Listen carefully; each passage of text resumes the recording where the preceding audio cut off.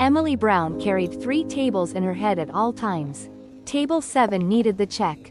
Table 12 had been waiting on their entrees for 11 minutes, which was 2 minutes past acceptable and 4 minutes past what her manager would tolerate on a Friday evening. Table 4, the one tucked into the far corner beneath the amber sconce light, had been occupied for exactly 47 minutes by a man who had not touched his water, had not looked at a menu, and had not once checked his phone. She had noticed him the moment he walked in. Not because he was handsome, though he was, in the severe, architectural way of someone who had never once been soft. Not because of the suit, though the suit alone probably cost more than her last 3 rent payments combined. Charcoal gray, cut so precisely it looked like it had been constructed around him rather than sewn. She noticed him because of the silence that followed him. Not quiet, silence, the kind that moves through a room like a pressure change before a storm. 2 men had come in with him.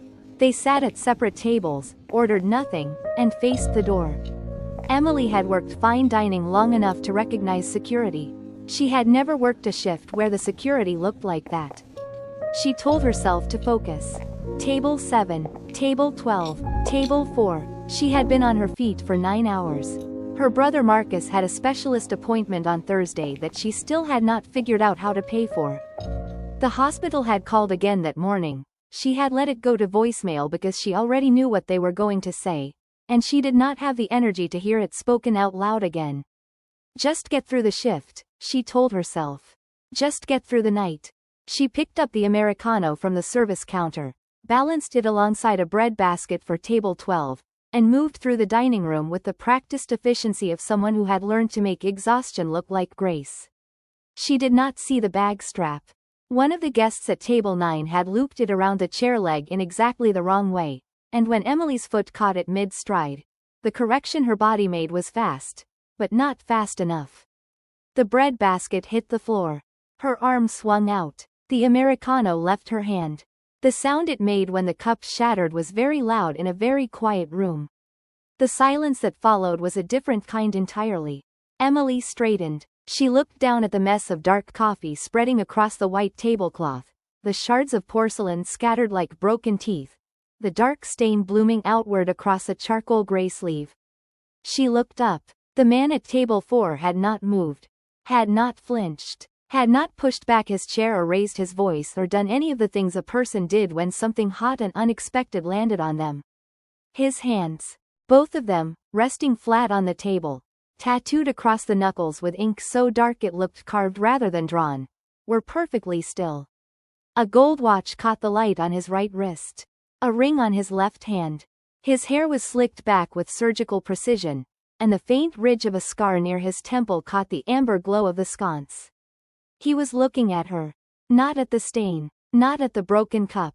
At her. His eyes were the color of deep water and entirely unreadable, and they held no anger. Now, before we go any further, go ahead and drop your location in the comments and tell us what time it is where you are. It truly means a lot to me seeing this community grow from every corner of the world. Every comment, every share helps us build something real, together. The bistro had a particular kind of quiet on Friday evenings, the kind that came from money. From the deliberate hush of people who had learned to speak softly because the world bent toward them anyway. Crystal stemware caught the amber light in small, precise constellations. The kitchen operated like a machine behind a closed door, efficient and invisible.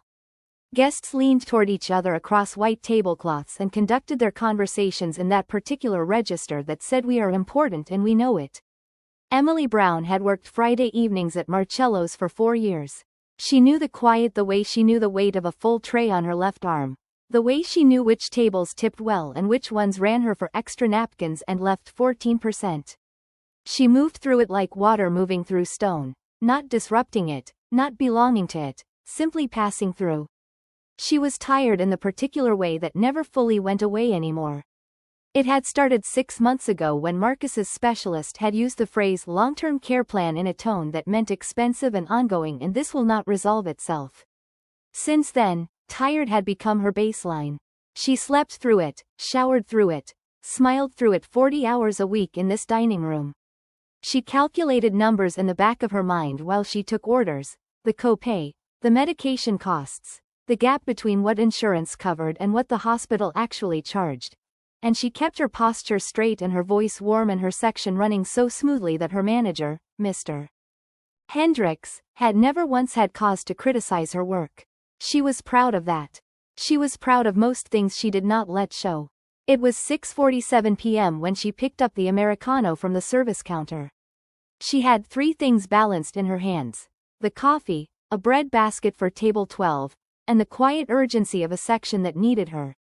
Table 9 had flagged her twice in the last 5 minutes.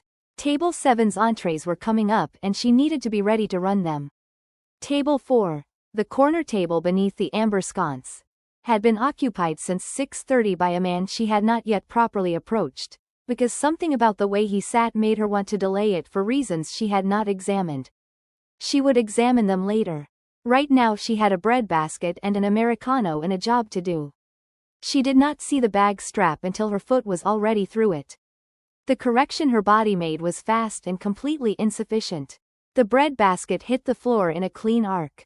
Her arm swung wide. The Americano, full, scalding, ordered black, no sugar, left her grip in what felt like slow motion and landed with total accuracy across the sleeve and lapel of the man at table 4.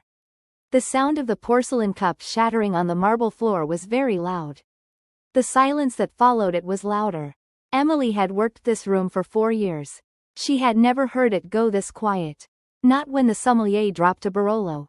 Not when the couple at table 2 had their very public, very hushed argument that somehow every person in the dining room had tracked for 40 minutes. Not once. She straightened. She made herself look. The man at table 4 had not moved.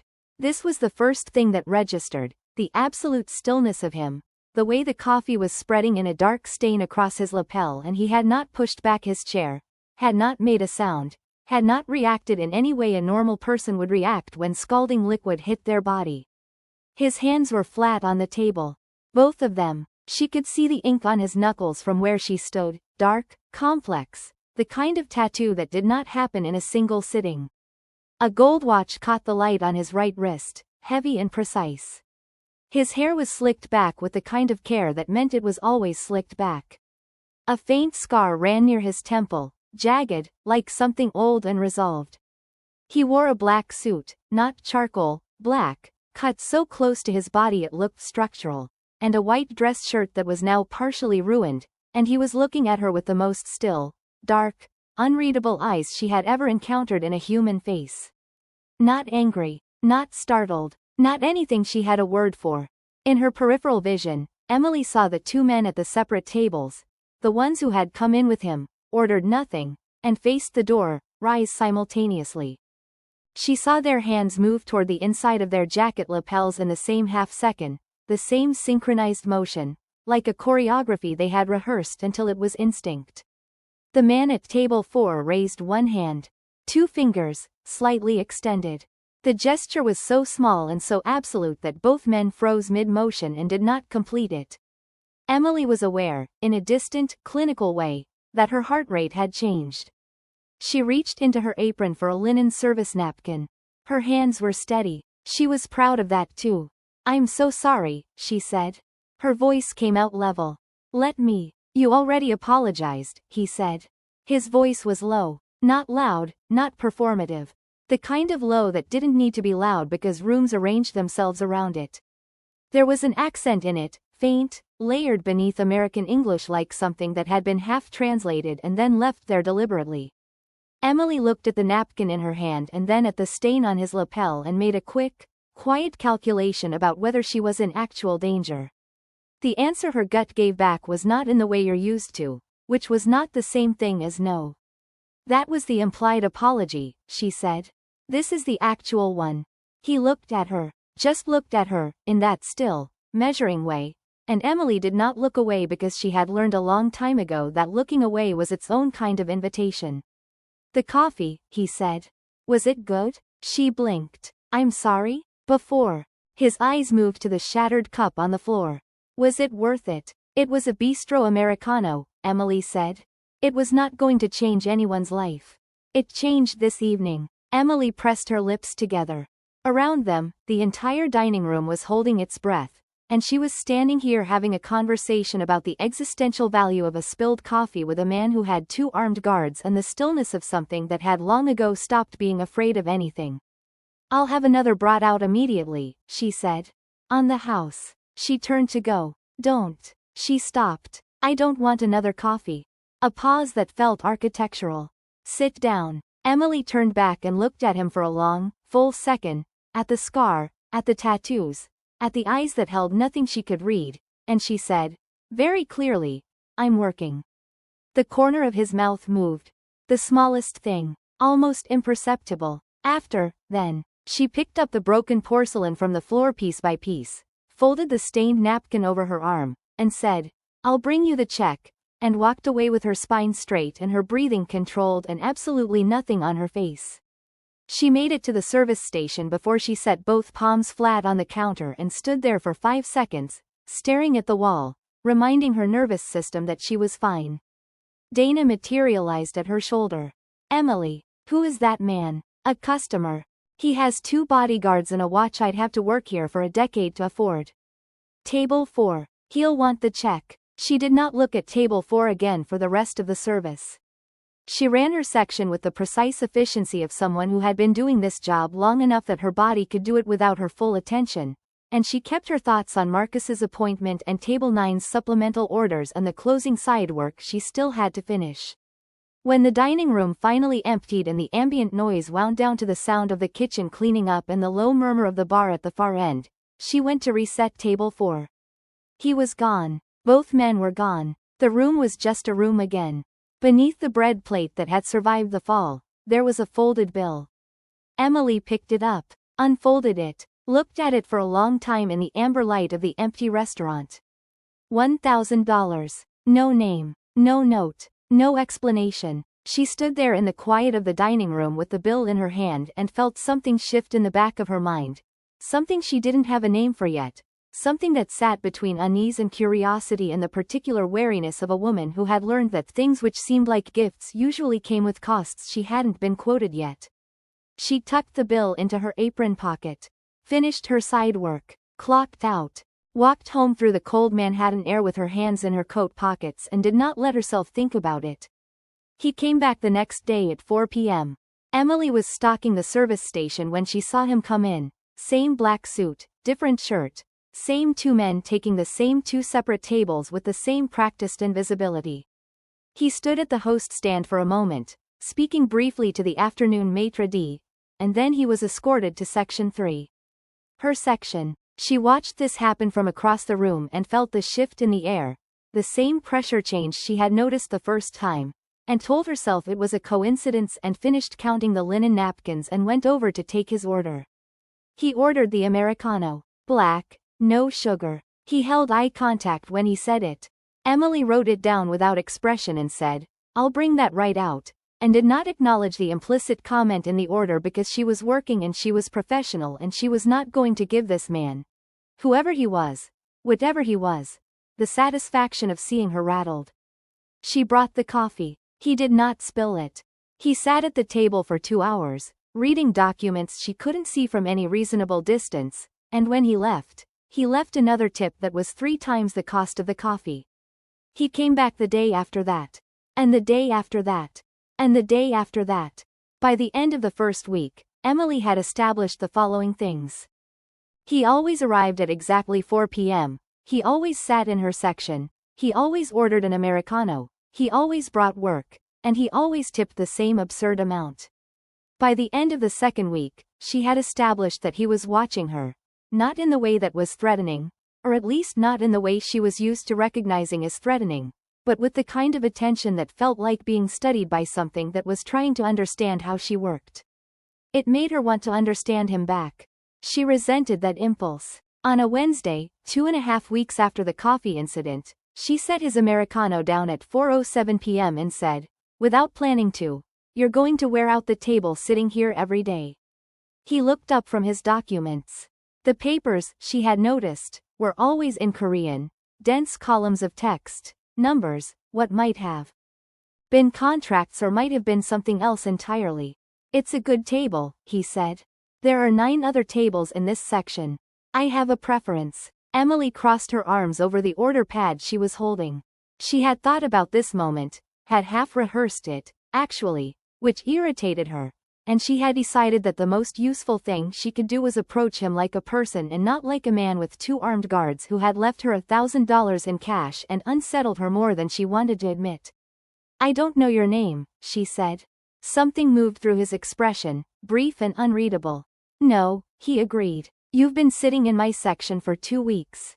12 days, he said, which was more precise than she'd expected and told her he had been counting too. 12 days, Emily repeated. "And I don't know your name." He was quiet for a moment. The kind of quiet that felt like consideration rather than avoidance. "Gael," he said. She repeated it back carefully, making sure she had it. "And you're Emily," he said. "Brown. You've worked here 4 years. You live on the 7 train, somewhere between 90th and 103rd. You take the late bus on double shifts." Emily went very still. "You had my section researched," she said. "I had your schedule observed." He said it without apology or embarrassment, the way someone might note a business fact. "It's a habit." "That's not a reassuring thing to say." "No," he agreed again, in the same even tone. "It isn't." Emily stood there looking at him. At this man who had demolished a corner of her composure with a cup of coffee and 12 days of deliberate presence and had just casually told her he'd had her watched, and made a decision. She pulled out the chair across from his and sat down. Gael went completely still. Not a startled stillness. Something more like the stillness of something that has been waiting and has just been surprised by getting what it was waiting for. "Tell me about your name," Emily said. "You said it like it costs something." He looked at her for a long moment. In the restaurant around them, the late afternoon lull held. Servers doing side work. The kitchen quiet. No other guests in her section. "In Korean," he said slowly, "Gaeol means autumn." A pause. "My mother named me that because I was born in October," she said, "and because autumn was the season that came before the hardest part. Before winter. Before everything dies." He said it without sentiment, the way someone states a weather fact. She thought naming me after it would mean I'd be strong enough for what came after. Was she right? His eyes moved to the table, to his coffee, and back to her face. She didn't live long enough to find out. Emily absorbed this. She knew better than to offer a condolence to a man who had clearly made his peace with the fact in the way of someone who made peace with things by removing their ability to wound him. "My name," she said instead, "is not interesting. Emily Brown is what you name a placeholder. My grandmother called me something else." "What did she call you?" "Amara," Emily said. "It means grace. Or eternal, depending on the dialect." She turned the order pad over in her hands. She said the two were the same thing. That you couldn't have one without the other. Gael looked at her with an expression she couldn't fully catalog. Not warmth exactly, but something directional, like a compass needle settling. "Amara," he said, testing the word. "Nobody calls me that." "I might," he said simply. Emily stood up. She was aware that this conversation had gone somewhere she hadn't entirely intended, and she was aware that she didn't entirely mind, and she was aware that she minded minding. She tucked the order pad back into her apron and straightened her vest. "Your coffee's getting cold," she said. He picked up the cup without looking away from her. She went back to work. But for the rest of that shift, something had changed in the texture of the afternoon. Something loosened, or maybe something tightened, she wasn't entirely sure which. She only knew that 4 p.m. the next day arrived and she found herself watching the door. The night it happened, Emily was running late. She had stayed an extra 40 minutes to help cover a colleague's closing side work. A favor she had agreed to partly out of generosity and partly because the extra hours added up, and the hospital's billing department was very patient but also very persistent. By the time she had her coat and bag and stepped out through the kitchen exit into the side alley that ran along the building toward the main street, it was past midnight. She was 3 blocks from the subway when she became aware of the footsteps. She had grown up in this city.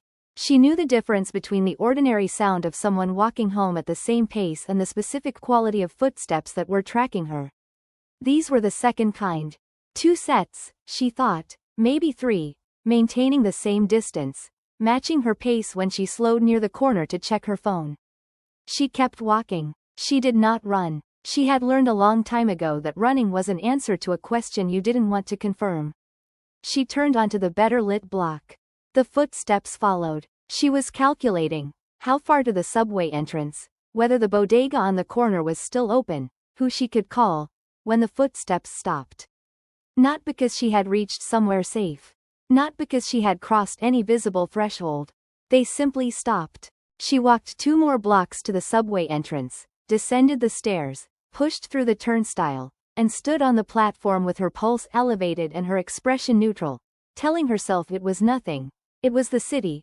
People walked in the same direction at midnight all the time and it meant nothing. She didn't quite believe it. What she didn't know, what she had no way of knowing, was that in the alley she had walked through, 2 minutes after she had passed, 3 men had been approached by 4 others who moved with the specific, unhurried efficiency of people who had done this before and would do it again and had no concern whatsoever about being observed. What happened next was quiet and thorough and complete. By the time Emily was boarding her train, the alley was empty. By the time she was unlocking her apartment door, it had been clean for 20 minutes. By the time she was asleep, the men who had followed her had been delivered a message so unambiguous that it required no translation. Gael sat in the back of a car parked half a block from the station entrance long after Emily had gone down into the subway, his phone in his hand, a text message on the screen that read simply, "Clear." He looked at it for a moment and then put the phone in his jacket pocket and stared at the empty stairwell and thought about a woman who had sat across from him in his corner table and asked him about the weight of his name. He did not examine what he was feeling. He was not accustomed to examining what he felt. He told his driver to go. The call came on a Thursday morning at 8:14 a.m. Emily was standing in her kitchen, still in the oversized t-shirt she slept in, eating toast over the sink and reading a response from the hospital's billing coordinator on her phone. A cordial, firm reminder that the outstanding balance on Marcus's specialist account represented a real debt and that their payment plan options were available should she wish to discuss them. She was halfway through composing a response, equally cordial, equally firm, when her phone rang. The same hospital, a different department. She answered because she always answered. She had learned not to let the calls go to voicemail because the voicemails were worse, somehow, than the calls. "Ms. Brown?" A woman's voice. Careful, professional, with a note in it Emily couldn't immediately place. "I'm calling from Mount Sinai's Patient Services Department regarding your brother Marcus Brown's account." "Yes," Emily said. "I received the email this morning. I know there's an outstanding." "That's actually why I'm calling," the woman said. "I wanted to inform you that as of yesterday, Marcus's account has been settled in full." Emily stopped. "I'm sorry," she said. "Can you repeat that?" "The outstanding balance on Marcus's account, the full amount, including the specialist fees and the outstanding copays, was cleared yesterday by an anonymous payment transfer. There's a zero balance on the account. You have no further financial obligation." The toast in Emily's hand had gone completely forgotten. She set it down on the counter very carefully. "The full balance," she said. "Yes, ma'am. $200,000. $211,420, the woman said, in the precise tone of someone reading from a screen. "Cleared in full." The kitchen was very quiet. Outside, she could hear the sound of the street beginning its morning, the particular compressed noise of the city waking up, and it felt very distant and irrelevant. "An anonymous payment," Emily said. "We're not able to disclose donor information," the woman said, "but yes, the transfer was marked anonymous. The funds were legitimate and fully cleared." Emily thanked her. She hung up. She stood in her kitchen for a long time in the morning light, staring at the counter, turning the phone over and over in her hand. She thought about a man who had arrived at her section every day for 12 days. Who had told her he had her schedule observed. Who had left a $1,000 tip on a $2 coffee. Whose presence rearranged the air in whatever room he occupied. Who had 2 armed guards and tattooed knuckles and eyes that held the particular stillness of someone who had learned to feel nothing and had gotten very, very good at it. She thought about what $211,000 meant to a man like that. She thought about what it meant to her. She should have been grateful. She was grateful. The knot in her chest that had been tightening for 6 months loosened all at once with a physical sensation, and she pressed her hand flat against her sternum and breathed. And then she thought about the word anonymous, and she thought about what it cost and what it meant when someone like that did something anonymously, and she thought, he did this before he even told me his name. She put the phone in her pocket. She got dressed. She went to work. At 4 p.m., when the door opened and Gael came in with his 2 silent men and settled into the corner table with the particular ease of a man who occupied every space he entered with complete ownership, Emily walked over to his table and set down his Americano and looked at him. "Thank you," she said. Quietly. "No performance in it, for what you did for my brother." He looked up from his papers. His expression was exactly what it always was, that still, unreadable mask. But something in his eyes shifted. Fractional, almost invisible. "I don't know what you're referring to," he said. "Yes you do." A pause. He looked at his coffee. "You should have let me know," Emily said. "Before you did it. You should have asked. You would have refused." "Yes," she said. "I would have." He nodded once, slowly, as if this was the answer he had expected and the answer he had planned around. Emily stood there for a moment longer, trying to find the anger she had been prepared to have, the principled, necessary anger of a woman who had spent her whole life refusing to be in debt to anyone, and finding that it was there, but underneath it was something else entirely. Something she was not ready to name. "I'm not able to pay you back," she said. "I didn't ask you to." "I know. That's what bothers me." She went back to her section. He watched her go with those unreadable eyes and then went back to his papers, and neither of them said anything else about it, and the afternoon moved forward in its ordinary way, and Emily carried the knowledge of what he had done with her like something she was still deciding what to do with. He asked her on a Friday. Not formally, Gael did not seem to operate in the register of formality, or rather, his formality was a different kind, the kind that came from a world that had its own protocols and its own language that she didn't fully speak yet. He asked her the way he did most things, directly, with no performance, as if the answer didn't particularly matter to him, which she had come to understand was not the same as the answer not mattering. She had finished her shift. She was counting her tips at the service station, jacket already on, calculating whether she had time to stop at the pharmacy before it closed, when she looked up and he was standing at the end of the service bar. The 2 guards were nowhere visible, which was unusual. "There's a gallery showing tonight," he said. "Private. The artist doesn't allow photography." Emily looked at him. "That's not an invitation." "No," he agreed. "It becomes one when I ask whether you want to come." She thought about it for a moment. She thought about Marcus, who was asleep by now, whose bills were settled, who had texted her that afternoon to say the specialist had called and his next appointment was looking good. She thought about the fact that she had been carrying a knot in her chest for 6 months and it had loosened, and the person who had loosened it was standing 3 feet away with no guards and no documents and a question in his voice that was trying very hard to sound like it wasn't a question. "Where is it?" she said. The gallery was in a building she didn't recognize, in a part of Chelsea that she passed through occasionally but had never entered, a low limestone facade with no signage, a door that opened before they reached it, a man inside who nodded at Gael with the particular deference of someone who had been told to expect him. It was a single large room, white walls, track lighting, and entirely empty except for the work.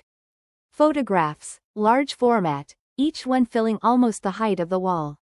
Landscapes, she thought at first, and then she looked more carefully and understood they were cities. Seoul, she thought, looking at the one nearest the door, though the image was taken at such a specific angle, at such a specific time of night, that it looked more like topography than urban life. Rain on surfaces, light bending through water, the impression of population without the presence of people. Emily walked to the first photograph and stood in front of it for a long time. "This is Seoul," she said. "Yes." He was beside her, but at a distance, not close, not formal, just present. "You know it well. I grew up there." He moved to stand next to her, looking at the image. "Not this part of it. Where I grew up, the streets were narrower. Everything was closer together. You could hear your neighbors' arguments through the walls." Emily looked at the photograph. The street in it was wide, well lit, prosperous, the kind of city that looked like itself on purpose. When did you leave? 17. He said it without looking away from the photograph. It was not optional. Emily looked at his profile. He was looking at the image with the same expression he brought to everything, still, controlled. But something in the set of his jaw was different. Something smaller and older. Not optional, she repeated. My father was. He paused in a way that felt like editing rather than hesitation. He was involved in things. When he died, those things became mine. Not by choice. He said the last part with no particular emphasis, the way someone states a definition. By inheritance. Emily was quiet for a moment. She thought about the two men who always sat at separate tables and faced the door. She thought about the night she had walked home and the footsteps that had followed her and then stopped. She thought about a man who knew how to make a gesture with two fingers that stopped armed people mid-motion. How old were you when you started to understand what it was? She said. 8, he said. 12 before I accepted it. 17 before I had no choice but to run it. Emily absorbed this. She thought about herself at 17, 3 jobs, a grandmother who was sick, a brother who needed her, and thought about what it meant to be 17 and have no choice about the kind of world you lived in, only the choice of whether to survive it. She moved to the next photograph. This one was closer. An alley, she thought, or a narrow corridor between buildings. The light at the far end was orange and warm, and the foreground was dark, and the whole image had the feeling of something just out of reach. You don't talk about this with people, she said. It was not a question. No. Why are you talking about it with me? He was quiet for a long moment. Long enough that she thought he might not answer. Because you sat down, he said finally. Emily turned to look at him. In the restaurant, he said. You sat down across from me and asked me about my name. No one. A pause. Shorter this time. People don't sit down. They stand or they keep walking or they move away. You sat down. Emily looked at him, at the scar near his temple, at the controlled architecture of a face that had learned to give nothing away, at the man who had been 17 in soul with no choices, and felt something shift inside her with the quiet certainty of a tide coming in. I'm used to standing my ground, she said. I noticed. She turned back to the photograph. The light at the end of the alley.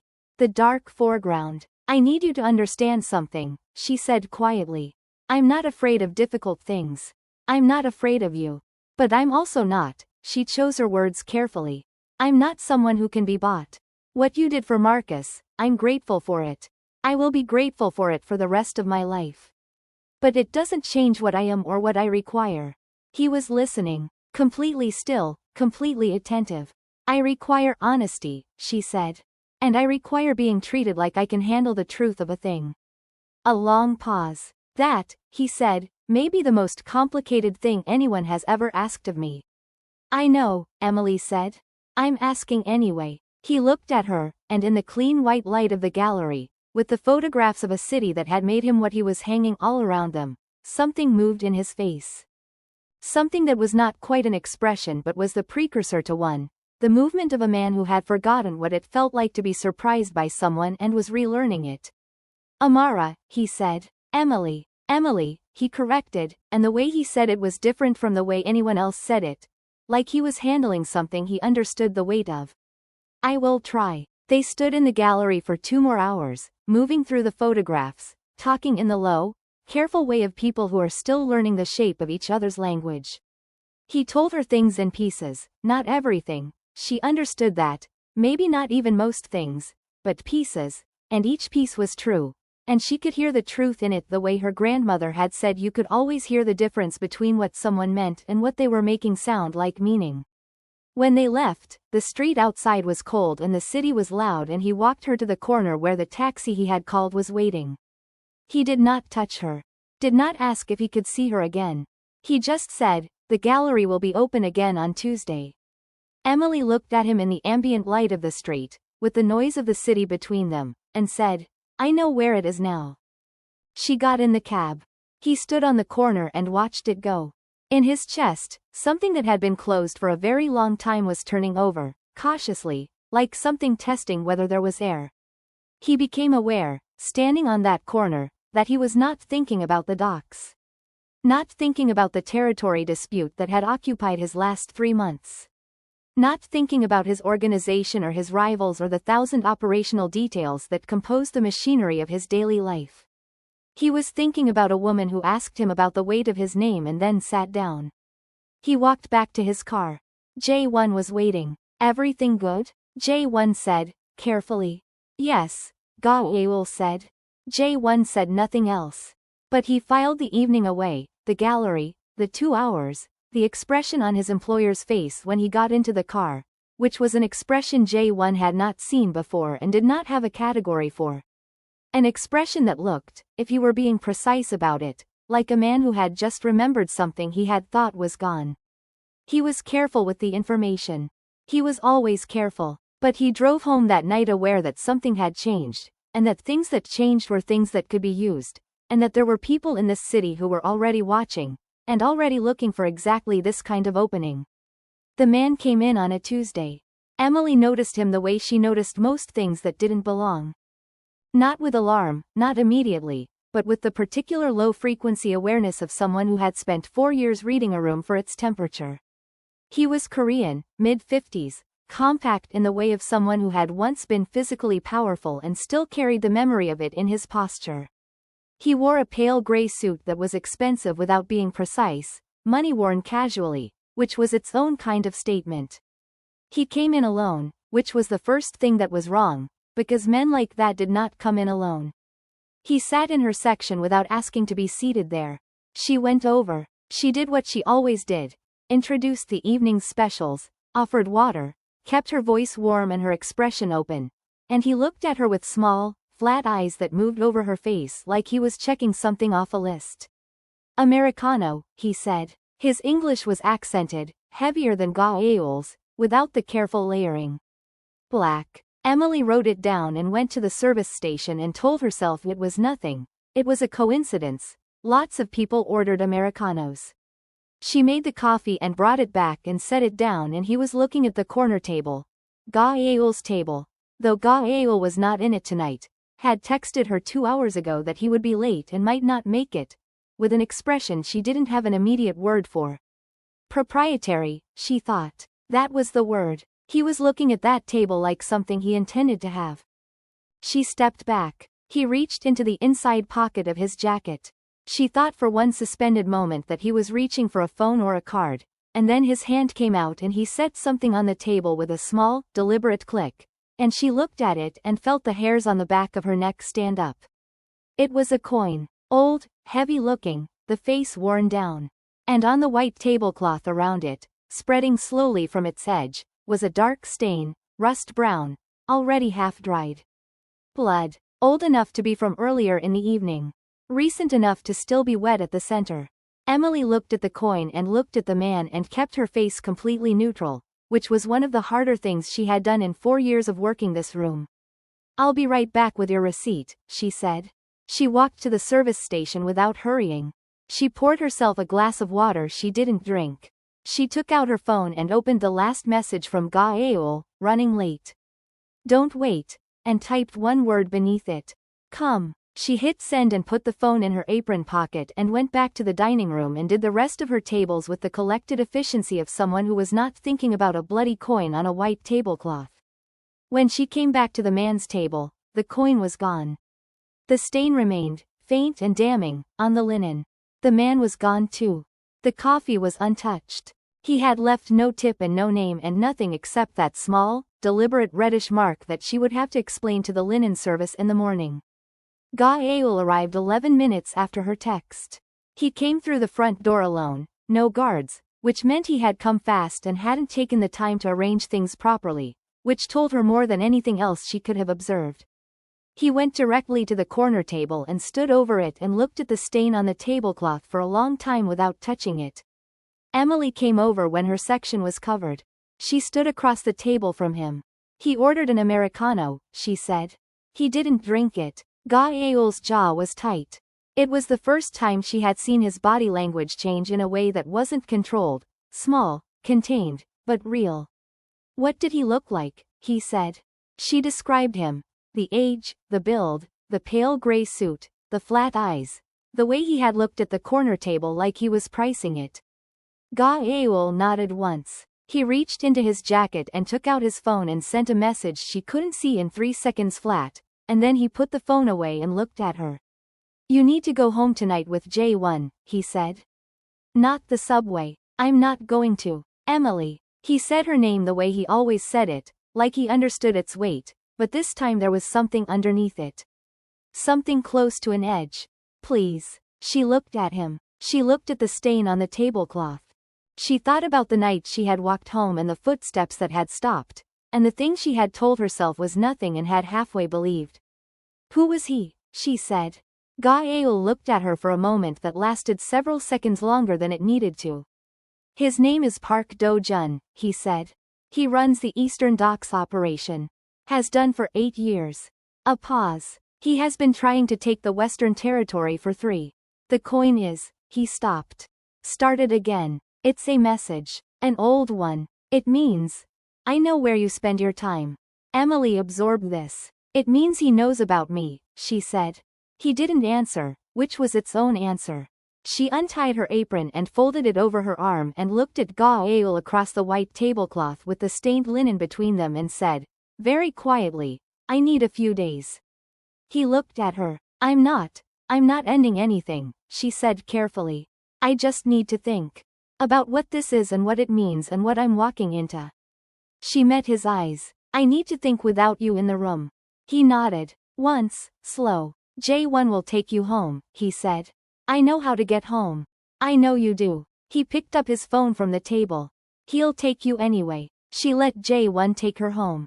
She sat in the back of the car and looked out at the city moving past the window and did not let herself feel anything in particular until she was inside her apartment with the door locked.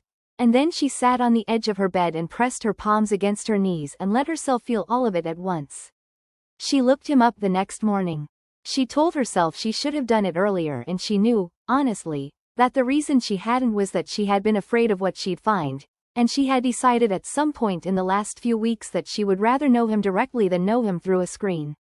But a bloody coin on a white tablecloth had a clarifying quality, and clarity required information, so she sat at her kitchen table with her coffee and her laptop and she typed his name. Gael. Then, Korean Syndicate New York. Then, after she stared at the screen for a moment, Jiasun Organization. The results came back in the particular way that things on the internet came back when they were both true and terrible, not clean, not organized, fragments from news articles and legal proceedings and one long investigative piece in a magazine she recognized, dated 3 years ago, with a photograph that she recognized even though it was grainy and taken at a distance. Him. Coming out of a building in Manhattan she could see from the bistro on a clear day. She read for 2 hours. She read carefully, the way she read everything. Not for sensation, not for horror, but for fact. The facts, assembled, were these. The organization was real and it was large and it moved through the port of New York like blood through a body. And it had been investigated twice by federal authorities and both times the investigations had ended without charges, which meant either that the evidence was insufficient or that the organization was very good at managing the distance between itself and consequences. The violence associated with it was documented in the way that violence associated with things like this was documented, obliquely, attributed, attached to names and dates but always one step removed from direct proof. She read about his father. Gael had told her almost nothing about his father and the article told her somewhat more, and she sat with the information for a long time, thinking about a boy who was 8 years old when he started to understand what his inheritance would be. Understanding why someone became what they were was not the same as being able to accept what they were. She knew this. She had known it before she sat down and opened the laptop. She had known it when she looked at the stain on the tablecloth and asked for a few days. She also knew, and this was the part she couldn't write around, the part that sat in the center of her chest with quiet, immovable weight. That she had sat across from this man in the white light of a gallery and heard something true come out of him, something that he had carried alone for a very long time and handed to her like it cost him something. She knew what that cost. She knew what it meant to hand someone the true version of yourself and wait. She closed the laptop. She called Marcus. They talked for 40 minutes about his last appointment, about his prognosis, about the specialist's plan. Marcus sounded good, better than good, lighter, the particular lightness of someone from whom a weight had been lifted. She listened to the sound of his voice and thought about what $211,000 meant and what it meant about the man who had paid it before he had ever told her his name. She sat in the quiet of her apartment for a long time after she hung up. Then she put on her coat and went to work. He was not there at 4 p.m. She had asked for space and he was giving it to her, and she was grateful for it and found, to her own irritation, that the corner table's emptiness had a shape and a weight that she felt throughout the entire shift. She took 2 days. She thought carefully about what she needed and what she could and could not hold and what it meant to choose a person who came with a world attached to them. A world with weapons in it, with danger in it, with the particular kind of violence that left reddish stains on linen and didn't apologize. On the third morning, she texted him. The gallery, Tuesday. His response came back in under a minute. I'll be there. She put her phone down and drank her coffee and told herself she knew what she was doing, which was not entirely true, and told herself she was walking in with her eyes open, which was entirely true, and decided that the second thing was enough. The trap closed on a Friday night. She would think about this afterward, turn it over and examine it the way you examine something you should have seen coming, and she would identify the moments where the shape of it had been visible. She would think about how Hendricks, her manager, had seemed tense for the past week in a way she had attributed to the end-of-month inventory. She would think about how he had volunteered to help her close, which he never did, which she had registered and then explained away with the logic of someone who didn't want to be suspicious of a man she worked with every day. She would think about how, when the last server left at 11:40 p.m. and she was finishing the closing side work and Hendricks said, "Could you check the delivery entrance? I think I left the bolt off." She had gone without hesitating because she was tired and it was late and her mind was already half on the conversation she'd had with Gael that afternoon, which had been careful and careful and careful in the way of two people rebuilding after a fracture. The delivery entrance was in the alley at the back of the building. She pulled the door open and the alley was dark and she had 1/2 second of wrongness, a smell, a sound, a change in the air, before the hands came out of the dark and caught her. There were 3 of them. Efficient, fast, practiced. Something over her head that blocked light and sound and then the specific helplessness of her arms being controlled from behind, and her training kicked in.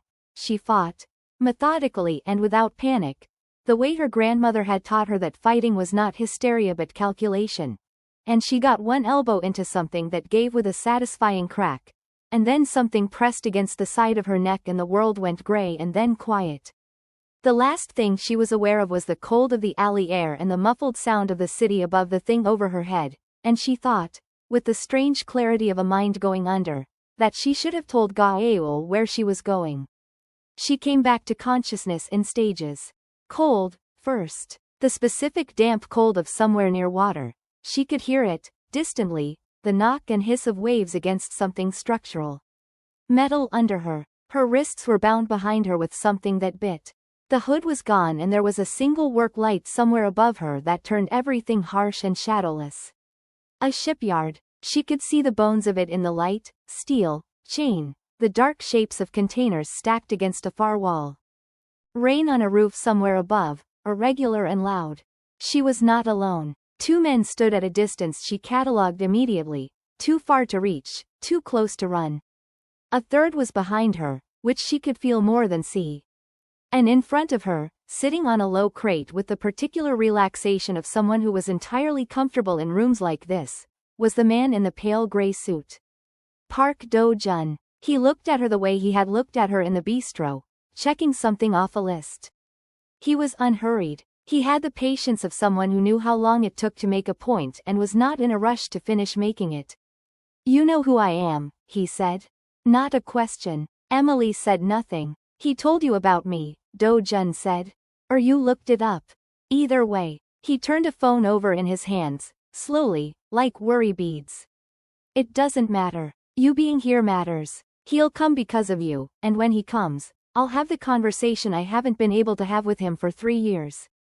Emily looked at the phone and thought about Gael's name in her contacts and the text she had not sent from the alley. "He won't trade his territory for me," she said. Her voice came out steady. Do-jun smiled, and the smile didn't have any warmth in it. 3 months ago, you'd be right. Ga-eul didn't have anything he cared about losing. He looked at her. He does now. She didn't answer that. She was cataloging instead. The distance to the door she could see in the far wall, the weight of the man behind her, the work light and what it meant about visibility, the damp concrete under her and whether it was as slick as it looked. She was doing the math of the room with the part of her mind that had been doing this kind of math quietly, in the background, for the last 6 weeks without her full acknowledgement. There was a pocket knife in the inner pocket of her jacket. Ga-eul had given it to her 3 weeks ago. Pressed it into her hand after the night she'd told him about the footsteps she'd heard on the way home. The ones she'd almost convinced herself were nothing. He had said, without ceremony, "Keep this on you." She had looked at it, small, black handle, not dramatic, and put it in her jacket pocket and transferred it to the inner pocket of each jacket she wore to work because it was a practical thing and she was a practical person and she had not examined too closely what it meant that she had started carrying it automatically. Her wrists were bound. The knife was in her inner pocket. She started working on the binding quietly, without changing her posture, keeping her eyes on Do-jun while her fingers found the edge of the knot. Ga-eul's phone rang at 12:09 a.m. He was in the back of a car on the way back from a meeting that had run late. A meeting about the docks, about the territory that Do-jun had been pressing for 3 years, about the containment strategies his organization had in place and whether they were sufficient. He had been sitting with the specific, composed tension of a man who was managing 12 things at once and had learned to make that look like calm. The number on the screen was Hendrix. He did not know Hendrix's number. Hendrix did not have his number. He answered. It was not Hendrix's voice. What happened in the next 40 seconds was something Jae-won would describe later only as, "I have never seen him move like that." The call was short. The location was given with the confidence of someone who wanted to be found. Ga-eul ended the call, relayed the location to his driver in 2 words, Pier 17, and then said nothing else for the duration of the drive. Jae-won had worked for him for 8 years. In those 8 years, he had seen Ga-eul manage crises with the kind of temperature control that looked to outsiders like indifference. He had seen him in rooms where the stakes were absolute and the threat was immediate, and he had seen the stillness hold, every time, like something built from the inside out. The stillness was holding now. But underneath it, in the lines of his jaw and the set of his shoulders, Jae-won could see something that he recognized only because he had been waiting for years for it to appear. Ga-eul was afraid. Not for himself. That was the thing. Not for himself at all. "You can do whatever you want to me," Ga-eul had said to people in rooms like the one they were driving toward, over and over across the years. And he had meant it because it had always been true, because there had never been anything that could be held over him and used. He had made himself into the kind of man who had nothing to lose on purpose, the way a building is fireproofed, systematically, deliberately, at some cost to everything else. And then a woman in a bistro uniform had asked him what his name meant, and had sat down, and 11 weeks later, here he was. "Stay in the car," he said to Jae-won when they pulled up 2 blocks from the pier. "Absolutely not," Jae-won said. Ga-eul looked at him. "She's in there," Jae-won said. "I will stay in the car when you're in a room alone." "I will not stay in the car for this." A pause. Ga-eul looked out the window at the dark shape of the pier infrastructure against the rain-heavy sky. "Positions only," he said. "You don't come in unless I signal." Jae-won nodded. Ga-eul got out of the car. He walked to the pier entrance alone, his gun at his hip, his hands empty. He knew Do-jun's preferences. Knew them the way he knew all of his rivals' preferences, as operational intelligence, as maps of the enemy's thinking. Do-jun liked leverage. Do-jun liked to negotiate from above, to make you come to him, to have the conversation that proved he held the better hand. At the entrance to the main building, he took the gun from his holster and set it on the ground. He walked in without it. Emily heard the door before she saw him. The rain on the roof had gotten louder in the last 10 minutes, irregular and insistent, and the work light was throwing hard shadows across the floor, and she had gotten 3 fingers of her right hand partially free of the binding and had been working on the 4th when the far door opened and Ga-eul walked in. He walked the way he always walked, unhurried, controlled, like a man who had decided the room was his and was simply allowing it time to catch up. He was soaking wet from the rain outside. His jacket was dark with it. His hair, for the first time since she had known him, was not perfectly in place. He looked at her first. Before he looked at Do-jun, before he took in the room, he found her with his eyes and held for 2 seconds that were not operational, not tactical, were just her and him and the fact of the distance between them. Then he looked at Do-jun. You came alone, Do-jun said. He looked almost pleased. And unarmed. He looked at Ga-eul's empty hands, the absence of the hip holster. That's either very stupid or very confident. It's a conversation, Ga-eul said. Not a fight. Everything between us has been a fight for 3 years. Yes. Ga-eul moved into the room at the measured pace of someone who was calculating the geometry of it as he walked, logging each man's position, the distance to Emily, the distance to the door. Because for 3 years you've been trying to take something that isn't yours to take. Tonight you're trying something different. He stopped at approximately the center of the room.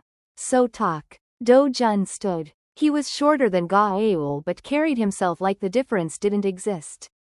He walked a slow half-circle, the phone still in his hand. The Western Docks, he said. Full transfer. Signed in clean. You walk away from the operation, take your people, and relocate. He gestured toward Emily. She goes home. Tonight. Unhurt. The room was very quiet except for the rain. And if I don't? Ga-eul said. Do-jun's expression didn't change. Then the conversation becomes a different kind. Emily had 3 fingers free. She was working on the 4th. The man behind her had shifted his weight twice in the last 2 minutes, which meant he was getting impatient or getting careless, and either one was useful. She thought about the knife in her inner pocket. She thought about the angle. She thought. Now. She twisted left, sharply, using the momentum of her whole body, and the binding, not fully loose, but loose enough. Gave enough for her right hand to pull free. She drove her elbow back into the man behind her in the same motion, high and hard, the way she had done it in the alley, and felt the impact register. He made a sound. His grip on her shoulder broke. She had the knife out of her inner pocket and open in 2 seconds. She didn't use it as a weapon. She used it as a distraction. She threw it, hard and flat, not at anyone but between Do-jun and the 2 men on her left, and the motion of it, the small silver flash of it in the work light, pulled every pair of eyes in the room for 1/2 second. That was all Ga-eul needed. What happened next was fast and complete and she watched it with the particular focus of someone who had never seen a man move like that. Not in movies, not in anything she had a frame of reference for. He crossed the room in the time it took the knife to hit the floor. The first man was down before he had turned back from watching the knife. The second caught an elbow and then a hand on the back of his neck and went down in a way that suggested he would wake up with a headache and stay down for a while.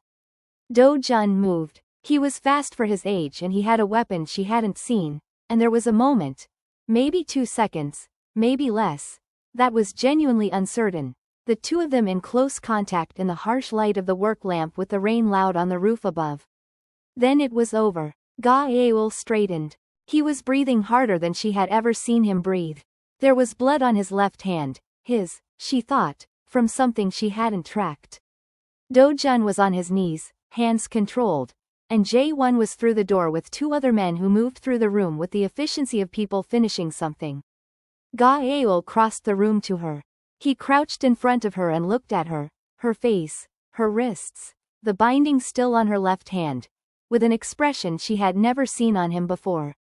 It was not the controlled nothing of his public face. It was not even the careful, partial openness of the gallery and the conversations they'd had since.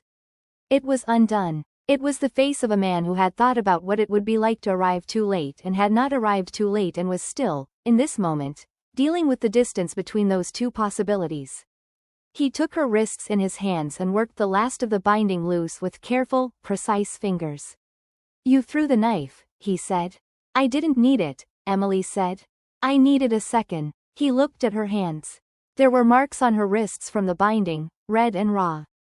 He held them for a moment, both of them, his thumbs resting over the marks without pressing. You could have been hurt, he said. I was already in it, Emily said.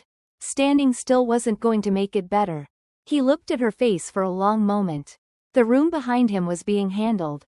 She could hear J1's voice, low and efficient, the sounds of men being removed. The rain on the roof was still going, loud and steady. I'm sorry, Ga-eul said. She had not heard him say it before. She thought about the gallery and the pieces of himself he had handed to her and thought. This is what it costs him. This word, this admission that something went wrong and he was part of why. I know, she said. He stopped. Started again, in the careful way of someone who was choosing words with full awareness of their weight. This is the world I carry. What came into your bistro? What came tonight? I can't separate myself from it and offer you something clean, and He stopped again. She looked at his face. At the scar near his temple. At the blood on his hand. At the specific undone quality of him that she had never seen and understood she was not supposed to see, that he would not have let anyone else see, that was here because the possibility of losing her had stripped something away. I know, she said again. I knew before tonight. I read the article. He was quiet. And I came back, she said. After the gallery. I came back because I chose to, with full information. She looked at him steadily. I need you to let me own that choice. I need you to not make it for me. He looked at her. Something moved in his face and settled. He nodded. She let him help her up.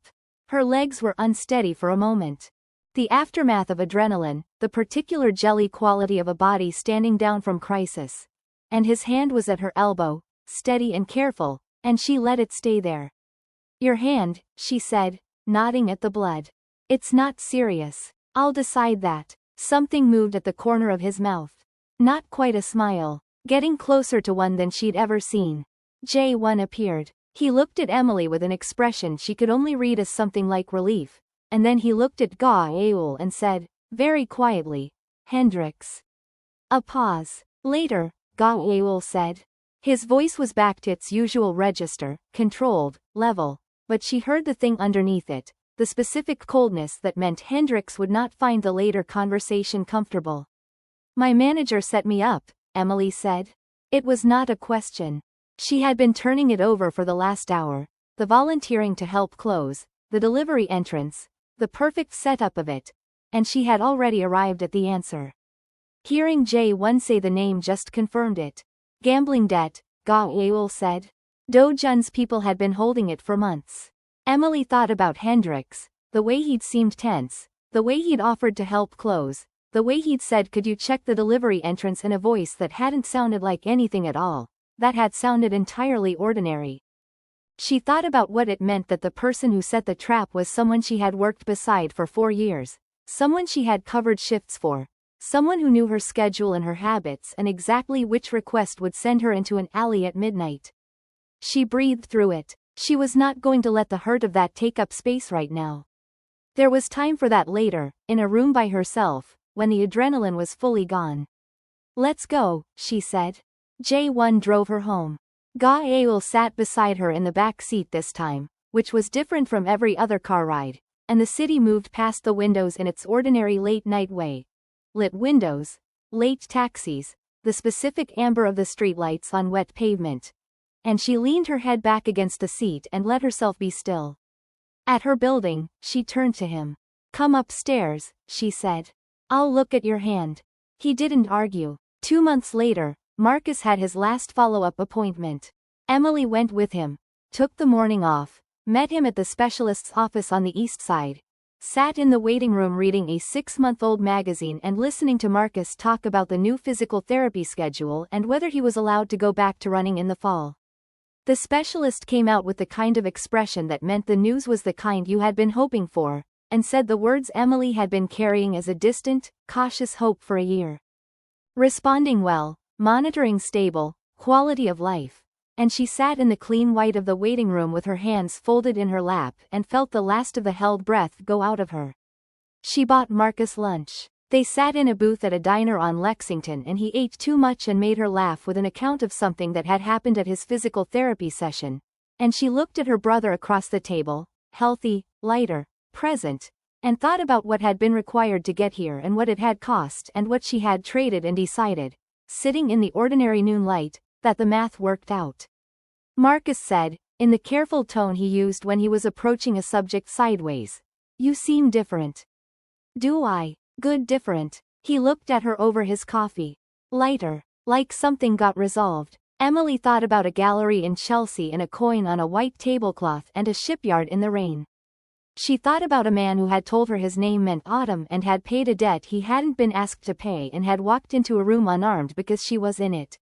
Some things did, she said. The person you've been seeing. How do you know about that? Marcus gave her a look that was so deeply familiar she almost laughed. Emmy, I'm your brother. I've known you your whole life. You think I can't tell the difference between regular stressed and complicated situation stressed? She was quiet for a moment. It's complicated, she said. Does it make you happy? She thought about Tuesday afternoons in the corner of a restaurant and the weight of a name in someone else's mouth and what it felt like to choose something with full information and stand behind the choice. Yes, she said, in the way that real things are happy. Not easy, but real. Marcus nodded. He accepted this with the particular grace of a person who trusted her judgment and didn't need to audit it. Okay, he said, and went back to his lunch. She told Gael about the appointment that evening. They were at a cafe, not the bistro, not anywhere either of them had been before, a small place in the West Village she had found 3 weeks ago that had good light and corner seating and was entirely uncomplicated by history. They sat on the same side of a corner table, which had become a habit she hadn't examined too carefully but had also made no effort to break. She told him Marcus's prognosis and watched his face, watched the thing that moved through it, quick and real, that she knew by now was what his relief looked like when he let it show. Good, he said. Yes. He was quiet for a moment, turning his coffee cup on the table. His left hand, the one that had taken the cut in the shipyard, healed clean now, moved slowly. I've been talking to someone, he said. About the organization. Emily looked at him. Not law enforcement, he said, reading her expression. Someone I trust. A lawyer. About what a structured withdrawal would look like.